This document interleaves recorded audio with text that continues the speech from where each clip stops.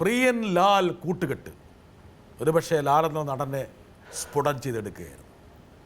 അസാമാന്യ ധൈര്യമാണ് പ്രിയൻ കാണിച്ചത്. ഇന്നത്തെ ഒരുപക്ഷെ മലയാള സിനിമയിൽ സംഭവിച്ചിട്ടുള്ള ഏറ്റവും പ്രധാനപ്പെട്ട ഒരു സംഭവവികാസം, അതുവരെ കോമഡി അല്ലെങ്കിൽ നർമ്മം എന്ന് പറയുന്നത് ഒരു രണ്ടാം തരം മൂന്നാം തരം നടന്മാർക്ക് മാത്രം പറഞ്ഞിട്ടുള്ളതായിരുന്നു. നായകനിലൂടെ നർമ്മം വിതറാൻ കഴിയുമെന്ന് മലയാള സിനിമയിൽ കാണിച്ചു കൊടുത്തു. ഇതൊക്കെ നോക്കുക ലാലെ, ആ ഒരു മുണ്ടുടുപ്പും ആ നിപ്പും ഒക്കെ ഡീസൽ ഇപ്പൊ നിറച്ചിട്ടതേ ഉള്ളൂ.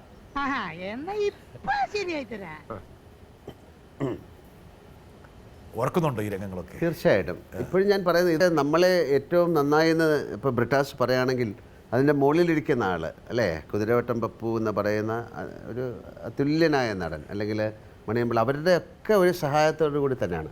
പക്ഷേ ഇത്തരം കാര്യങ്ങൾക്ക് പുതിയൊരു ഭാവം നൽകിയത് പ്രിയദർശൻ തന്നെയാണ്. ഹ്യൂമർ എന്ന് പറയുന്ന കാര്യത്തിൽ പുള്ളി നമ്മൾ ആലോചിക്കാറുണ്ട്. ഒരുപക്ഷെ പ്രിയൻ്റെ ഹ്യൂമർ എന്നൊക്കെ പറയുന്നത് വളരെ സ്ട്രെയിഞ്ച് ആയിട്ടുള്ള ഹ്യൂമറാണ് അല്ലേ. ഒരു ഗോലി ചവിട്ടി വീഴുക, പിന്നെ പിൽക്കാലത്ത് ഒരുപാട് സിനിമകളിൽ ആവശ്യമില്ലാത്ത സിനിമകളിലും അനാവശ്യമായ സിനിമകളിലൊക്കെ ആ ഹ്യൂമറുകൾ വന്നു. പക്ഷേ ഹ്യൂമർ എന്ന് പറയുന്നത് ഒരാളെ ചിരിപ്പിക്കാൻ സാധിക്കുക എന്ന് പറയുന്ന വലിയ കാര്യം തന്നെയാണ്. അപ്പോൾ ഒരു പ്രിയൻ്റെ പലപ്പോഴും സിറ്റുവേഷൻ ഹ്യൂമറാണ് അല്ലേ, ഒരാളുടെ ഗതികേടാണ്. ഇപ്പോഴും ഇത് ഞങ്ങൾ കോഴിക്കോട് ഷൂട്ട് ചെയ്തതാണ്.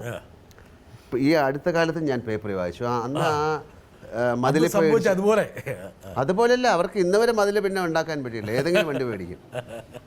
അതങ്ങനെ ഒരു വളവാണ്.